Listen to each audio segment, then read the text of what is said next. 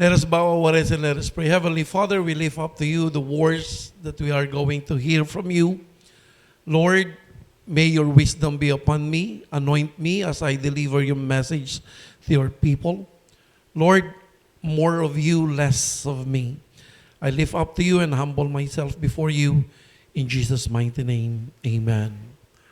Hallelujah. For the month of January, natakel po natin yung unang linggo about provision. Amen? So, provision is an amount set aside to cover a probable but uncertain in timing or amount future economic obligation. Pag sinabi mong provision, okay, meron ng nakahandang kasagutan doon sa hindi mo aasahang mangyayari. Okay? Halimbawa, along the way ng buhay mo, nagka-problema ka, meron na pong provision si Lord. Ibig sabihin, meron na pong naka-rating kasagutan or any amount na makakasagot po doon sa problema mo. Yun po yung provision. Minsan po kasi sa ating buhay, sa ating nilalakaran, hindi mo maiiwasan na meron kang makakasalubong na problema. Kaya ang laging sinasabi ng Panginoon, do not be afraid. Do not fear. Why? Because He is certain that there is a provision for any problem that we may encounter as we walk through this life. Amen po ba? Hello? Kaya sabihin mo sa katabi mo, huwag kang matakot. Ayan. Amen? Yun po yung provision. Kaya kapag ikaw ay nagka-problema, ang hihingin mo, provision. Kasi meron pong standby amount na pantapal doon sa problema mo. Amen? Hallelujah. Sinong gusto ng provision? Hallelujah. Ang sabi po ng awit 46:1, ang Diyos ang ating lakas at kanlungan at handang saklolo kung may kaguluhan. Handang saklolo kung may kaguluhan. Amen. Hallelujah. Kailangan mo ba ng provision? Sino nangangailangan ng provision? Amen. So, mahalaga po na alam natin ang mga bagay na ito upang pag tayo po ay humingi sa Diyos, alam po natin yung sinasabi natin. Alam natin kung ano yung hinihiling natin. Amen po ba? We are not just blamming our mouth and just keep on praying and asking without understanding. Now you know what His provision is. Amen po ba? And then, after provision, we also shared to you about favor. Hello? Favor is a divine empowerment. It is a kingdom benefit enabling believers to fulfill their purpose. Ang pabor po ay pampalakas para magpatuloy. Parang energy drink. Kapag ka palobat na yung iyong katawan at uminom ka ng energy drink, sisigla ka uli. Ang favor po, ganon ang kanyang role sa atin. Sabi po ng Deuteronomy 28 verse 12, bubuksan niya ang langit upang ibuhos sa inyo ang ulan sa kapanahunan. Pagpapalain nga niya kayo sa lahat ng inyong gagawin. Dahil dito hindi kayo mangungutang. Sa halip kayo po ang magpapautang sa ibang bansa. Pag sinabi mong pabor, mga kapatid, pag ito po'y hiningi mo sa Panginoon, pag ito po'y pinagkaloob sa iyo ng Diyos, yan po ang magsisilbing kalakasan mo upang ikaw po ay magpatuloy sa journey mo. Amen po ba? Hello? So medyo may pagkakaiba ng kaunti doon po sa provision and favor. Amen. Hello? Tandaan po natin kasi kailangan po natin maunawaan ng mga terminologies na ito so that when we ask unto God, we know what we are saying and asking. Amen po ba? Now, ang pangatlo naman, which I am going to tackle to you a bit, is about blessing. Yan. What is blessing? Kasi ang alam lang natin, blessing. Basta lahat ng tinatanggap natin, blessing. Lord, bless me, bless me, bless me. So what is blessing? Blessing is activation of divine favor and power through words, enabling potential to manifest. Blessing is not a wish granted, but a divine, what? Alignment with God, principles, to unleash His power to a situation. Amen po ba? So, ang blessing, mga kapatid, so, i-discuss na lang natin. Sige. So, number 1, sabi niya, blessing is not based on merits. Pwede po ba natin sabihin yon? Blessing, it is not based on merits. Yan. In Ephesians chapter 2, verse 8 to 9, for it is by grace you have been saved through faith. And this is not from yourself. It is the gift of God, not by works so that no one can boast. Hindi sa galing mo, kaya ikaw ay binibless. Hindi sa sarili mong karunungan, kaya ikaw ay nakakatanggap ng blessing. It is not based on merits. Okay? Number 2, designed to empower people to fulfill their purpose. In Genesis chapter 1, verse 28, God blessed them and said to them, be fruitful and increase in number. Fill the earth and subdue it. Rule over the fish in the sea and the birds in the sky, and over every living creatures that moves on the ground. Now, ganito po yan.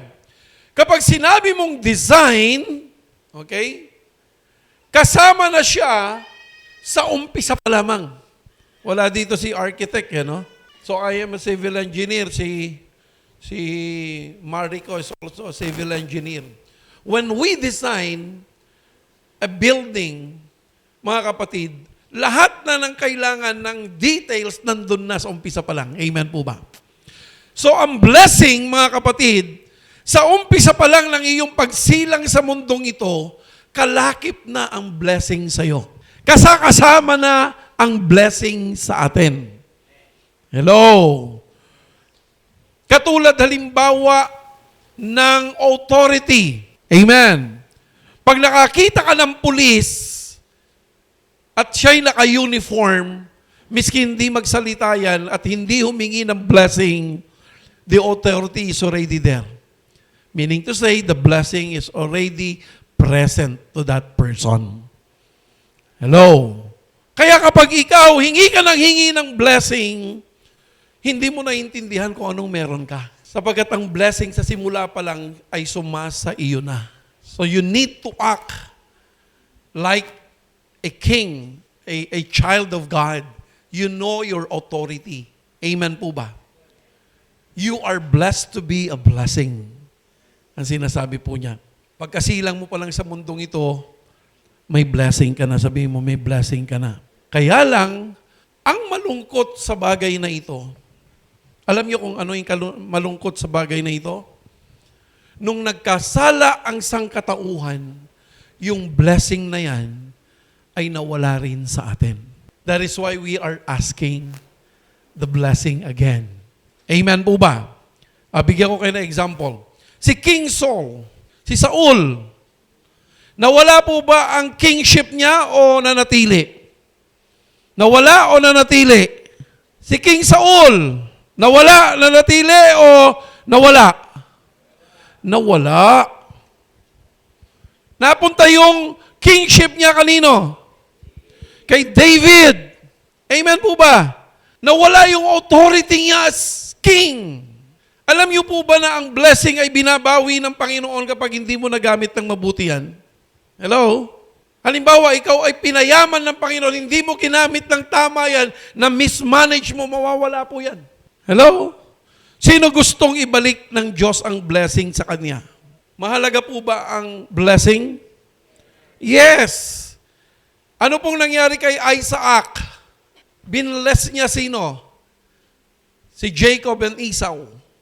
Tama? Nung pinaluhod niya si Esau at saka si Jacob, anong ginawa niya? Yung kanang kamay, ipinatong kay Jacob. Yung kay Esau is left. Sino ang na-bless? Si Jacob. Amen po ba? The blessing was returned. The blessing was given to Jacob. Amen. Sino rito ang gustong ma-bless sa umagang ito? Yan. Kaya po kine-claim natin ngayon yung blessing. Dati kasama natin yon. Okay? Kaya sabi niya, go and multiply. Have dominion on earth. Why? Because the blessing is already with them. Ang problema, nung nagkasala, yung blessing wala na. Amen po ba? Hello? Kaya po tayo ngayon nagsisik, nag-aas ng blessing. So number 3, divine alignment to God's Word. Ang blessing pala is a divine alignment. Kinakailangan naka-align sa prinsipyo ng salita ng Diyos. Kapag hindi po yan naka-align, hindi po rin mapapasa sa atin ang blessing na yan. Amen po ba?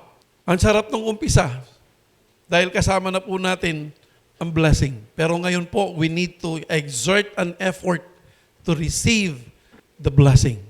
Amen. Nanumbalik po kaya ito sa atin? Ang tanong ko po sa umagang ito. Sino rito gustong panumbalikin sa buhay niya ang provision, ang favor, at ang blessing? Yan. Naunawaan niyo po kung ano yung provision, ha? Naunawaan niyo rin kung ano yung favor. Dapat naunawaan niyo rin yung blessing. Lord, gusto ko ibalik niyo sa akin yung blessing na yan. Para miski saan tayo magpunta, we are blessed. Amen po ba? Mahirap po na lumalakad ka sa buhay na ito na wala sa iyo ang pagpapala ng Diyos.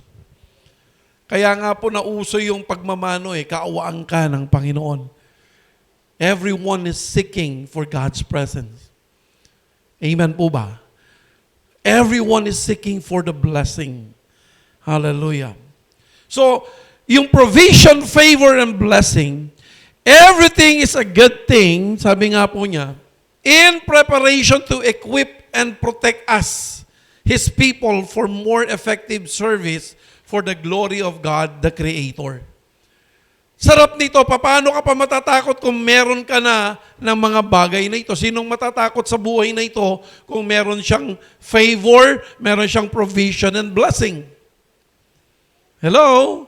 If you understand those 3 things that you have on you, mga kapatid, upon your journey in this life, tanungin ko po kayo, magkakaroon ka pa rin kaya ng pangamba? Sino rito ang mangangamba kung alam niyang meron siyang pabor? Sino rito ang mangangamba kung alam niyang meron siyang provision na nag-aantay? Sino rito ang mangangamba pa kung alam niyang may blessing na siyang daladala sa kanyang buhay? Amen po ba? Ngayon, yung 3 yun nawala because of sin. Pumayag po ba ang Diyos? Pumayag po ba ang Diyos? Napakaganda po ng blessing na ito Kaso, mga kapatid, why is it, may tanong po ako rito that the majority of the believers are not receiving from those blessings? Bakit ang dami naman nagsisimba, ang daming nagpupuri, ang daming sumasamba sa Panginoon, ang daming nagsasabi na siya'y tumanggap na sa Panginoong Jesucristo, pero mailap sa kanya ang favor, mailap sa kanya ang blessing, mailap sa kanya ang provision. Ang daming Kristiyano. Bakit kaya ganon, Lord? Sino gustong matutunan yan sa umagang ito?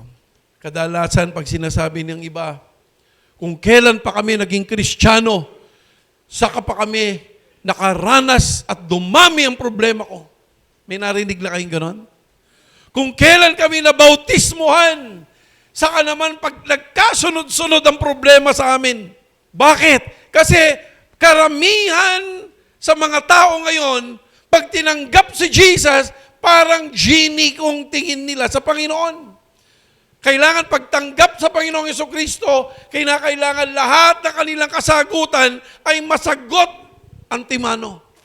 Mga kapatid, in the kingdom of God, there will always be a process. Because of sin, nagkaroon ng proseso. Simba naman ako ng simba. Pero bakit ganito? Kaliwat kanan ng problema ng pamilya ko. Kaliwat kanan ng bigat na dinadala ko. Hindi na lang matigil-tigil ang problema sa amin. Mga kapatid, maging ang Panginoong Diyos, para tayo po ay iligtas, dumaan po siya sa isang proseso. Tama po ba? Naniniwala po ba kayo na maging ang Diyos na may likha ng langit at lupa ay dumaan sa proseso? Yes! Anong proseso yung ginawa ng Diyos? Nagkatawang tao pa si Jesus. Amen? Yun po kasi yung proseso because anything na wala pong katawan dito sa mundong ito ay squatter po dito sa earth. Sapagkat dito sa earth, design po ang may katawan. Amen po ba? Pag wala kang katawan, katulad ni Lucifer, squatter po siya rito, kaya pinapaalis po siya. Nire-rebuke. Amen po ba? Hindi katulad natin, tayo po ay nilalang ng Diyos na may katawan. Kaya naman po ang Panginoon, para hindi po masira ang prosesong yan, dumaan po siya sa prosesong yon, inihanda ang isang katawan sa sinapupunan ni Maria upang ang Panginoong Hesukristo ay magkaroon po ng legal na entry dito sa earth. Amen po ba? Even God follows the process. Kaya sabihin mo sa katabi mo, huwag kang mainip. Amen? So, ano po bang nangyari? Sino po nakahanda bumalik sa basic? So, pagbulay-bulayan po natin ito ha. Huwag po kayong kukurap. Kailangan po ito maunawaan ninyo. Upang nang sa ganon, mamaya po, aawitin muli natin yung the blessing. Ilang beses na po natin inawit yung the blessing. May nginig pa tayo nun. May iyak pa. Amen? Pero bakit hindi pa rin kami nabibless? How many songs that we sing? How many songs we claim victory? But nothing happened. It's not about emotions and feelings. It is about a process. It's not about religion, but it is a process. Amen po ba? Now, sabi mo sa katabi mo, makinig ka. Huwag kang kukurap. Yan. Alright. In Genesis chapter 1, verse 26 to 27, anong ginawa ng Diyos?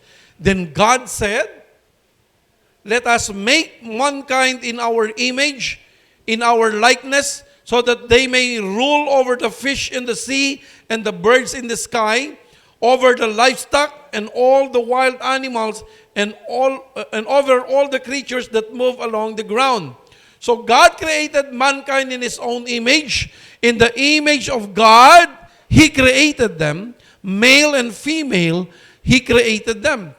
In Genesis chapter 2, verse 7, then the Lord God formed a man from the dust of the ground and breathed into his nostrils the breath of life. And the man became a living being. Now, ang tanong ko sa inyo, what was created and what was formed? Ano po ang kinreate ng Diyos at ano po ang finorm niya? Any guess? Yes, tao nga, di ba? Pero ano yung kinreate niya at ano yung finorm niya? Dust? Yes.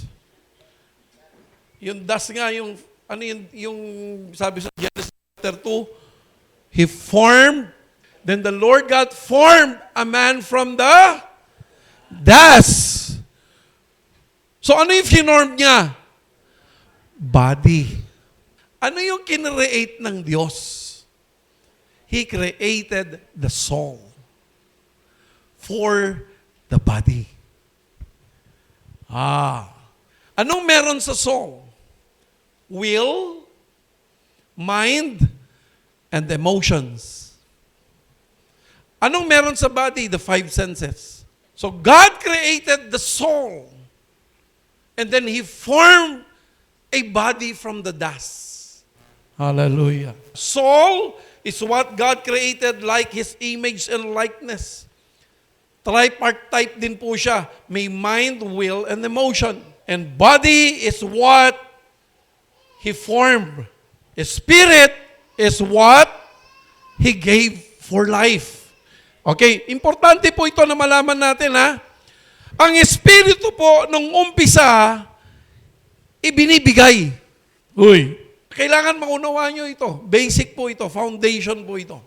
Yung Spirit, He breathed it, tama. Ibinigay ng Diyos ang Espiritu ng buhay sa atin. Now, so the original design of God is this. Tingnan nyo po yung illustration. God is the divine knowledge. Sabihin natin, divine knowledge. Lahat ng kaalaman galing sa Diyos. Okay? At mula sa Diyos, nandoon ang kanyang provision, favor, and blessing. Saan manggagaling ang favor? Saan manggagaling ang provision? Saan manggagaling ang blessing? Sa Diyos. Amen. Now, God is Spirit. He can only communicate through our own spirit. God will never communicate to our soul nor our body. So, He created man, spirit ang connection natin sa Diyos. Amen po ba? Hello. And then, yung spirit connected to our soul. And then, our soul is connected to our body. Okay, naintindihan niyo illustration, mga kapatid? Yan po ang original design niya sa tao. Continuous po yung flow. Yung provision, favor, and blessing, ibinibigay niya sa tao. Kaya, well-equipped ang tao nung umpisa. Amen po ba? Ang utos niya, have dominion. Anong uli ibig sabihin ng dominion? To rule, to govern, and to manage. Hello? Huwag kayo kukurap. Maganda po ito para maunawaan po nating mabuti. Amen po ba? So, yan po ang original design. Amen? Ngayon, ano pong nangyari? Nung nagkasala ang tao, naputol yung divine knowledge ng Diyos, hindi na makarating ngayon sa tao. Yung favor, yung blessing, yung provision, ay hirap nang dumating sa atin. Ano na lang ang binigay ng Diyos sa atin? Grace and mercy. Awa na lang. Awa na lang na hindi niya tayo sirain muna. Awa na lang na tayo po'y binubuhay pa niya physically. So ano pong nangyari? Nawala yung connection ng spirit natin. So from spirit, soul, ano nangyari? Dahil wala ng connection sa divine knowledge ng God, nanangan na po tayo sa sarili nating isip, nanangan na tayo sa sarili nating kalooban at pakiramdam, at nagmanifest yun sa ating body. Hello? Ang tawag na po sa atin dyan is carnal man. Nagkanya-kanya na po. Naunawaan po ba natin? Pag meron kayong nalilito po kayo, magtaas lang po kayo ng kamay. Amen? So dahil sa kasalanan, wala na tayong divine knowledge. Sino mas magaling? Yung gumawa o yung ginawa? Yung gumawa. Sapagkat siya, lahat ng creation niya, tapos na. Kaya nagpahinga siya on the 7th day. Amen. At nakita niya ang kanyang creation ay maganda.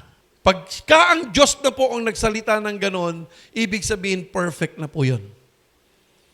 Amen? And then He rested on the 7th day. Hello? Nasusundan po ba natin? Alright.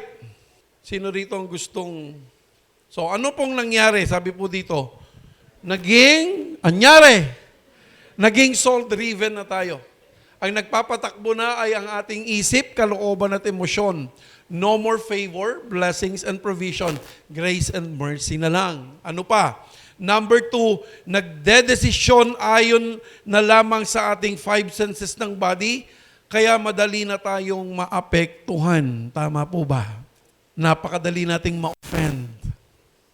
Napakadali nating umayaw. Because now, we depend on our will and emotions.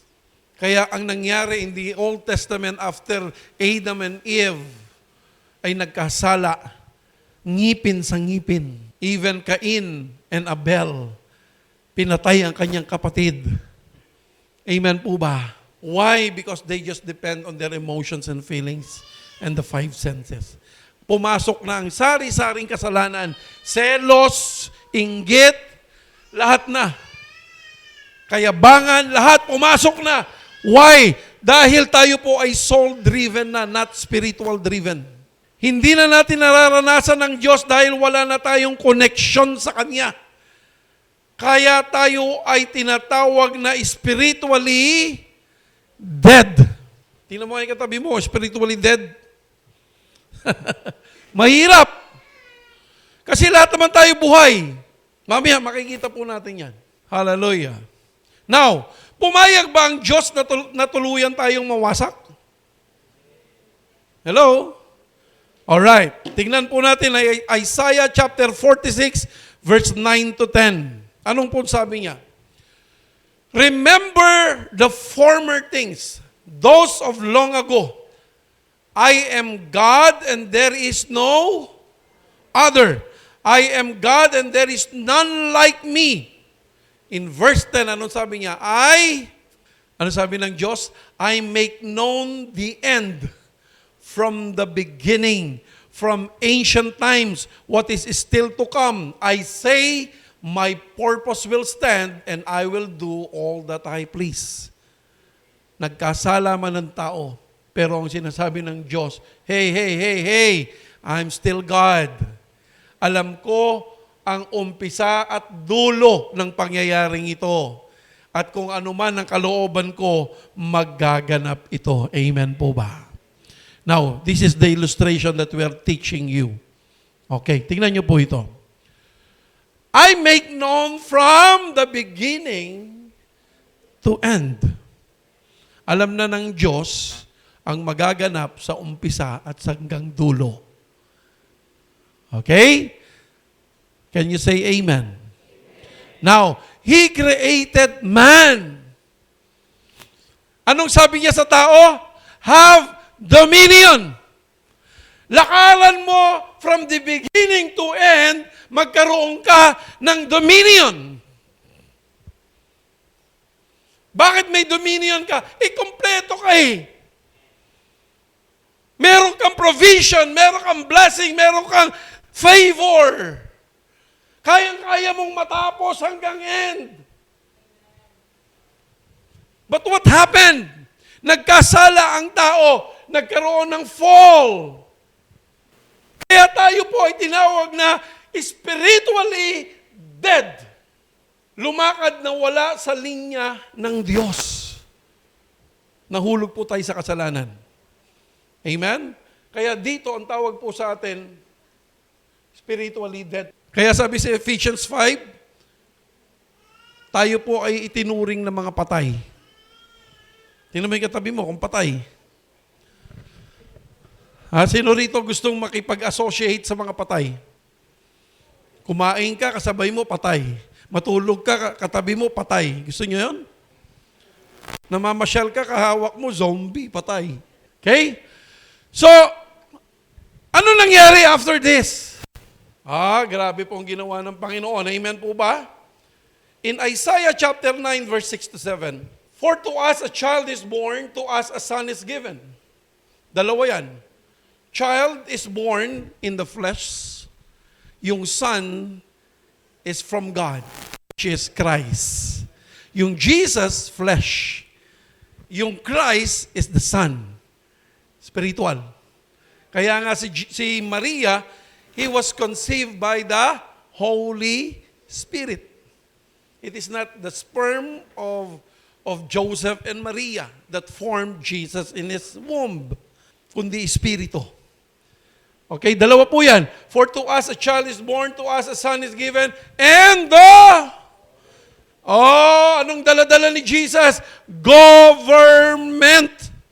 Hindi religion. When we talk about government, it is a system. It is a process. Hindi religion. Hindi siya nagtatag ng Baptist, Hindi siya nagtatag ng born again, hindi siya nagtatag ng Katoliko, hindi siya nagtatag ng Iglesia ni Cristo. Because everyone is claiming na kami ang bato. Si Ding lang yun saka si Darna. Amen? Jesus, when He was born, ang dala niya is government. And He will be called Wonderful Counselor, Mighty God, Everlasting Father, Prince of Peace. Of the greatness of His government and the peace there will be no end. He will reign on David's throne and over His kingdom, establishing and upholding it with justice and righteousness from the time on and forever. The seal of the Lord Almighty will accomplish this. Ma-accomplish kaya yon sa tingin ninyo? Hallelujah. Pag sinabi mong gobyerno, it is a system. Anong klaseng sistema? It is the kingdom of God system. Merong isang hari. Amen po ba? Na mamumuno sa kanyang kaharian. Kaya sinasabi po, Thy kingdom come, Thy will be done on earth as it is in heaven. Wow! O, nagkakaunawaan po ba tayo? Nakakasunod po ba kayo? Ayan. Magkakaroon muli tayo ng divine connection sa Diyos sa langit. Can we say amen? Amen. Sino ang ginamit niya? Si Jesus. Hallelujah. Sapagkat ang misyon ni Jesus, si Jesus, nagpakumbaba. Hinubad niya ang kanyang pagka-Diyos at namuhay sa piling natin. Hindi siya namuhay doon sa first line. Namuhay kung nasaan tayo matatagpuan. That is why we worship God. We worship Jesus. Grabe ang sakripisyo niya. Bumaba siya sa level natin. Grabe, no? Kaya nga, what a beautiful name it is. Kanta tayo ng kanta doon, hindi natin naiintindihan. Ngayon, dahil naiintindihan mo na, iiyak ka eh. Salamat. Nothing compared to this. What a beautiful name it is. The name of Jesus. Anong dinala ni Jesus sa atin? Gobyerno. Anong ginawa niya sa atin? To redeem. Tinubos ka niya. Sabihin mo sa katabi mo, tinubos ka niya. Sabihin mo sa kanya, ikaw din. Amen? Pangalawa, niligtas ka niya. Saan? Sa kamay ng Diablo. Kay Lucifer. At ang pangatlo, ito mahalaga na hindi nauunawaan ng lahat. Kasi ang tingin nila, pagtanggap kay Jesus, langit na ang usapan. Kaya ang daming mga Kristiyano, sitting pretty, may Jesus na ako eh. Hindi po. Pagtanggap mo kay Jesus, may pangatlo siyang ginawa. Ano to? To restore. Pag sinabi mong restoration, Bisaya man yun, restoration. Pag sinabi mong restoration, mga kapatid, ibinalik ka sa dati mong kalagayan. Pagtanggap mo kay Jesus, hindi ka diretsong langit. Ibinalik ka po niya doon sa dati mong kalagayan, which is dominion. Meron ka pang lalakaran, meron ka pang tatrabahuhin. Hello! Hallelujah! Revelation chapter 5 verse 10. When we share the gospel, ganito po ang pag-share. Kasi karamihan nga, tanggapin mo si Jesus, ligtas ka na. That's the religion mindset. Ganyan naman po yung tinuturo natin noon eh. Tanggapin mo lang si Jesus, ligtas ka na. Sa kingdom po, hindi. Pag tanggap mo kay Jesus, ibinalik ka niya sa dati mong kalagayan na meron ka pang tatrabahuhin dito sa mundong ito. Amen po ba? Basahin natin in Revelation chapter 5, verse 10. Pakibasa, you have made...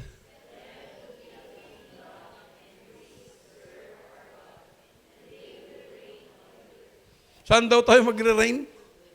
Saan? Saan? Saan? Ang katawang ito ay para dito sa mundong ito. Panandalian po, sisirain po ng Diyos yan. Sabi ng book of Revelation, there will be new heaven and new earth. Pagkatapos po noon, ibabalik niya po rito tayo sa earth kasama si Jesus. We will reign with Him forever. Hello! Hallelujah. Saan ka magre-reign? Sa earth.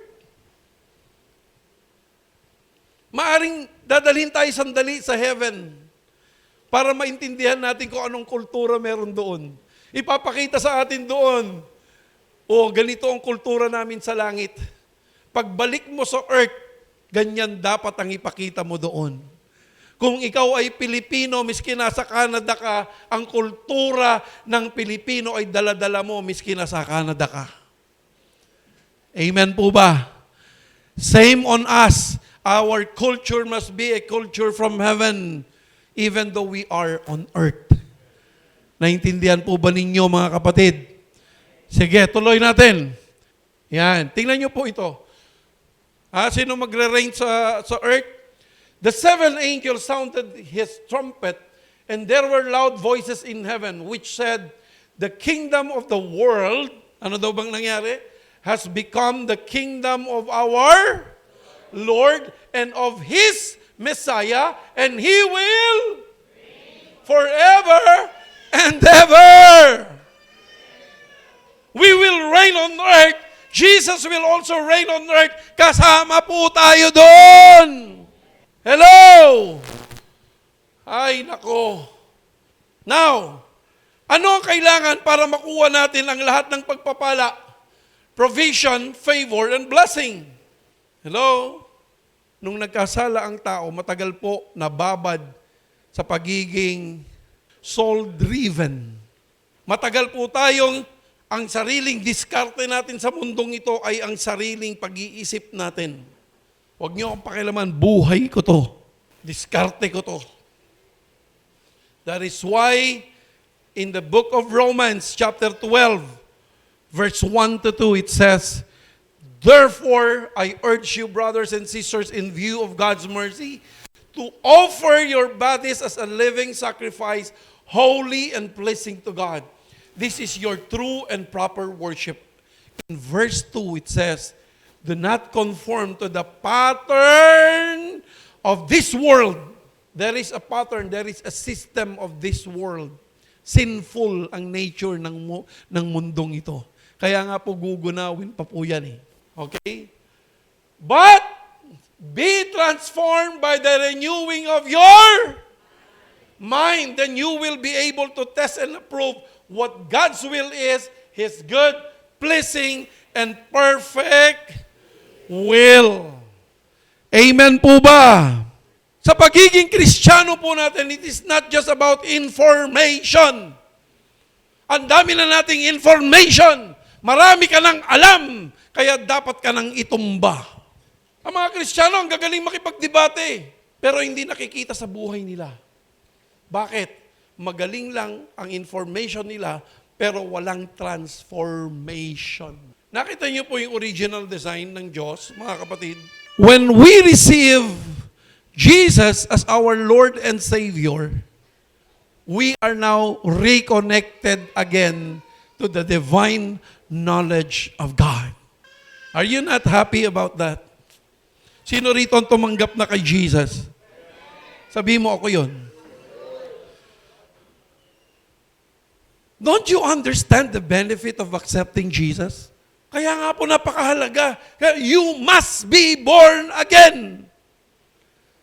Ginamit niya yung M-U-S-T, must. Pag sinabing must, it is a necessity. Kinakailangan. Bakit kailangan mo ma-born again? Kailangan mo kasi yung espiritu mo ay makakonektang muli sa Diyos. Hallelujah. Ngayon, pag nakakonekta ka na sa Diyos, ano ngayon ang matatanggap mo? Divine knowledge. Ano yung divine knowledge? Naiintindihan mo ngayon kung paano humingi ng favor, naiintindihan mo ngayon kung paano humingi ng provision, naiintindihan mo ngayon kung paano humingi ng blessing. Sabi niya, ask and you shall receive. Seek and you shall find. Knock and the door shall be open unto you. Kaya wala kang natatanggap kasi nga nananatili ka rito sa mind, will, and emotion. Ang nasusunod pa rin sa'yo, yung dati mong pagkatao. Ang sabi ng 2 Corinthians chapter 5 verse 17, if anyone is in Christ, he is a new creation. The old has gone. Soul-driven. Behold, the new has come. Ano yung bago? Hindi na ito ang gumagana sa atin, kundi ang divine revelation na nagmumula ng muli sa Kanya.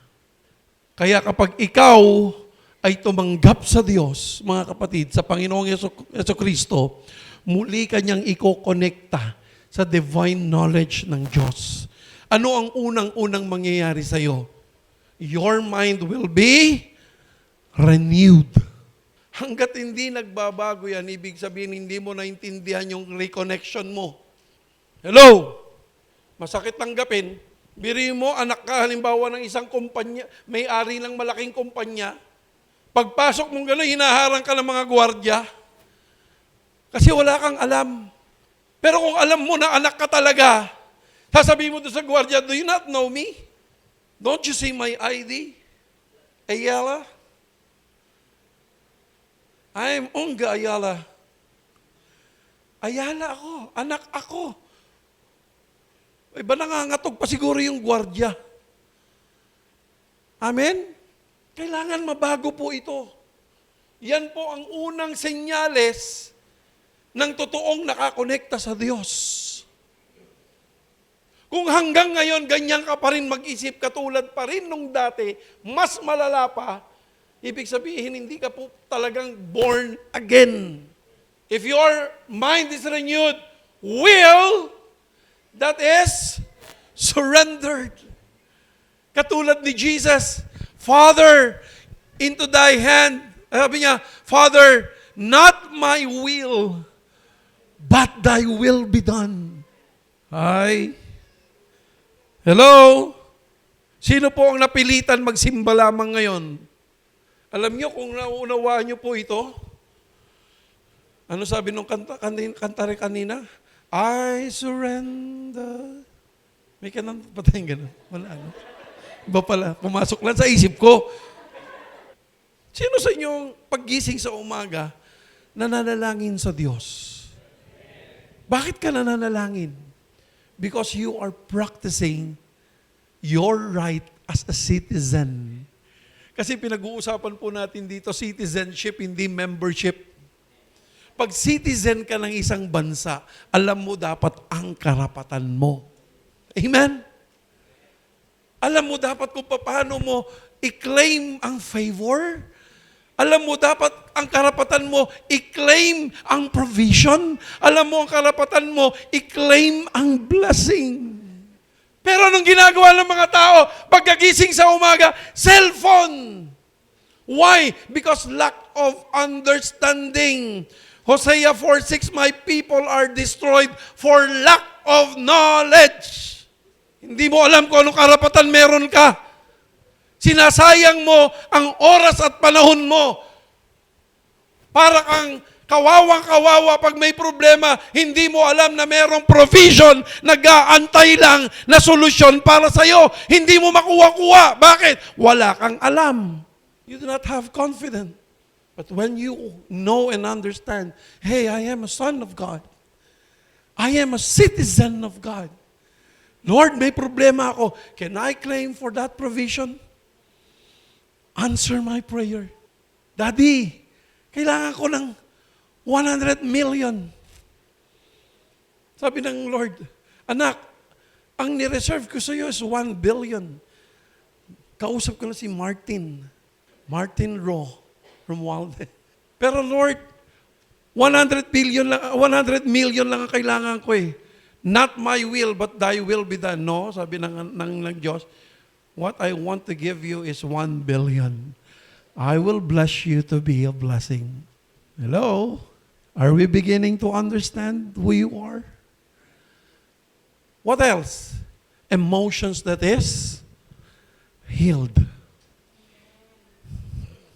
Alam mo, gaano man kasakit ang ginawa ng kapwa mo sa'yo, when you understand the revelation that comes from God, you start to forgive and forget. Because your emotions will begin to heal.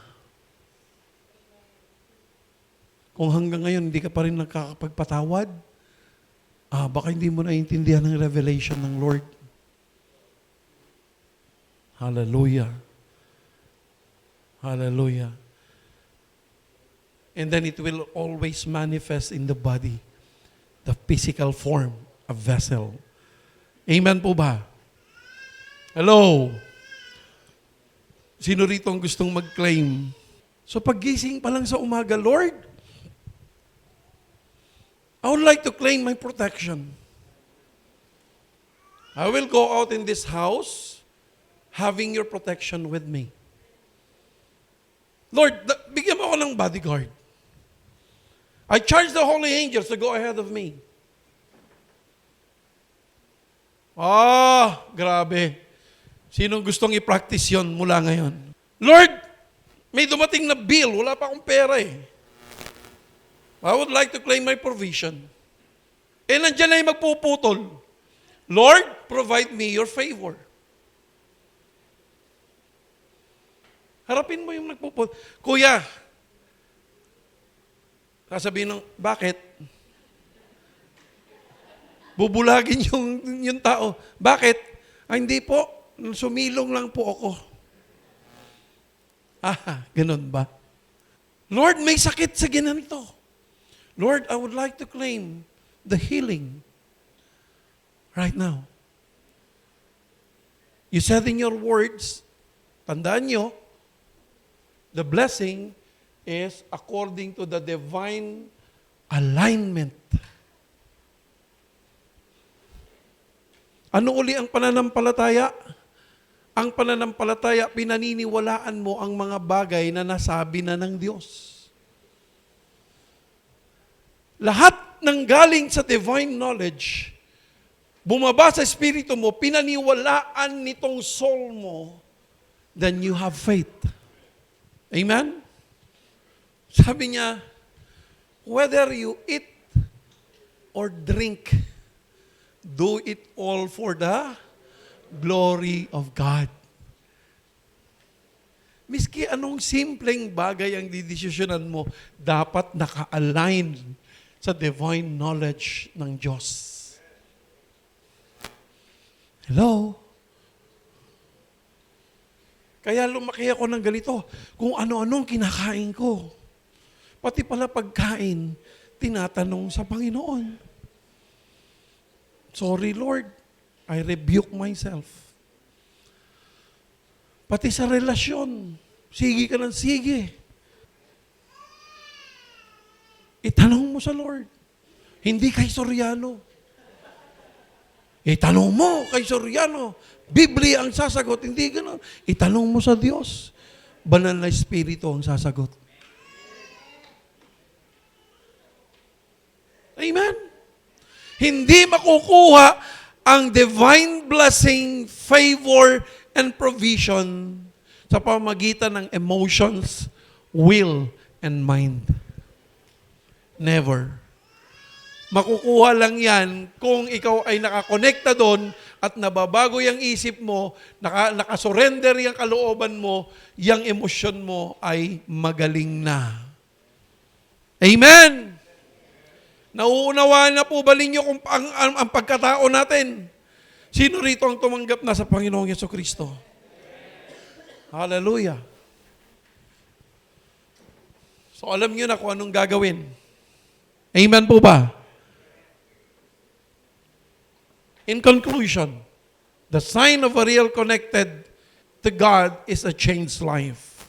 If there is no changes in your life, think, ikaw ba talaga'y nananampalataya sa Diyos? Kung hindi ka po nagbabago, ibig sabihin hindi ka pa po konektado. Dahil lahat ng kumonekta sa Kanya, binago ang pagkatao. Pag hindi ka po nagbago, religion lang ang ipinunta mo rito. Hindi si Kristo. Kaya nga po doon sa awitin, na-awitin namin sa Bible Man, sabi niya, in Psalm 115, Thy word is a lamp unto my feet and a light unto my path. That is the divine revelation from God. What else? No chains, no connection, no provision, no favor, and no blessing. Sorry, proseso po yan. Lagi na lang awa ang matatanggap mo. Nakakaawa ka naman. Hindi ba pag kami namumulubi, pag naawa ka, ibibigay mo ba yung maximum? Makapagbigay ka lang, tama? Papiso-piso lang yung awa. Pero kapag ka provision, favor, blessing, nako mga kapatid, buhos yan. Ang sabi ng Panginoon, subukin yung gawin ng bagay na ito kung hindi ko buksan ang durungawan ng langit at ibuhos ang pagpapala sa inyo. Ang sabi ng Corinthian, siksik, liglig, at umaapaw. Sinong ready doon? Amen! We should not stay from grace and mercy, but claim your rights, provision, favor, and blessing as a citizen of God's kingdom. Can we say amen? In Numbers chapter 6, verse 24 to 26. Can we all stand? Hanap ka ng kapartner mo. Come on. And declare nyo po ito sa Kanya. The Lord bless you and keep you. The Lord make His face shine on you and be gracious to you. The Lord turn His face toward you and give you peace. Do you believe that? Huwag niyo na naman sinabi niyo lang, ha? Alam niyo na ang kwento, ang totoo. Amen? Hallelujah. Purihin po ang Panginoon. Lord, salamat po sa iyong mga salita. Pinapupurihan ka namin, pinasasalamatan sa umagang ito. Sa inyo po namin ipinagkakatiwala ang bawat narinig namin. Nawa ito po ay tumubo sa amin. Maunawaan pa namin ito ng mabuti. Sa pangalan ni Jesus. Amen at amen.